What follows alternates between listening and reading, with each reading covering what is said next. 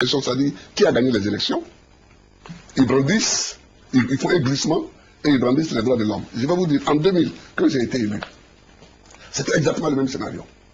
J'ai été élu en 2000, les mêmes ne voulaient pas que je sois élu.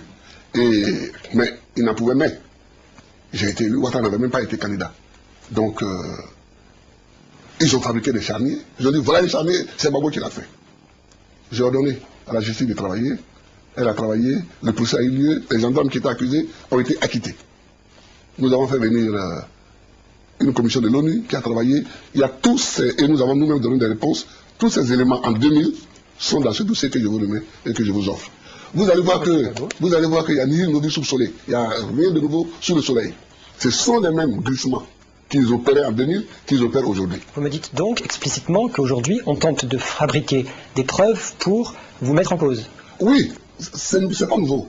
Ce n'est pas nouveau. Lorsque la représentante des droits de l'homme de l'ONU annonce que 179 personnes seraient mortes, vous comptez...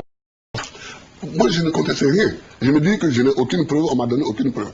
Moi, j'ai lancé les procureurs de la République pour faire des enquêtes. J'attends les résultats de ces enquêtes. Je vais mettre sur pied d'ailleurs une commission à la présidence chargée des droits de l'homme avec le professeur de droit d'Insegui qui va coordonner tout ce que nous allons voir clair. Mais ce que je vais vous dire, cher ami, c'est que le fond de la question aujourd'hui, c'est que nous avons fait des élections, qui les a gagnées. C'est ça qui est le fond. Et je me suis contre les gens qui font des glissements, qui veulent faire des glissements. Qui a gagné ces élections? Alors moi j'appelle une commission.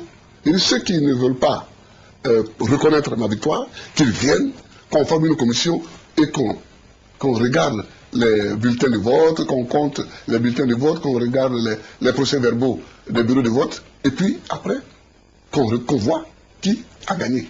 Parce que c'est important de savoir qui a gagné. On ne peut pas faire des élections comme ça et puis proclamer vainqueur n'importe qui. Qui a gagné ces élections? C'est ça le fond de la question. Donc vous légitimez votre victoire sur le droit. Ah oui. Lorsque vous avez la Cour pénale internationale, qui également vous stigmatise, vous montre du doigt, et envisage peut-être de futures poursuites pénales. Mais je les attends. Je les attends parce qu'il faudrait encore que je sache ce qu'on me reproche. Vous comprenez? Il faudrait qu'on sache. Mais je vous le dis et je vous le redis. Je vous le dis et je vous le redis. C'est devenu une banalité dans les pays africains.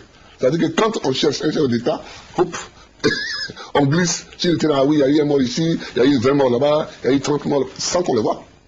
Sans qu'on les voit. Donc, moi j'attends qu'on me dise qui est mort, j'attends qu'on me dise comment il est mort.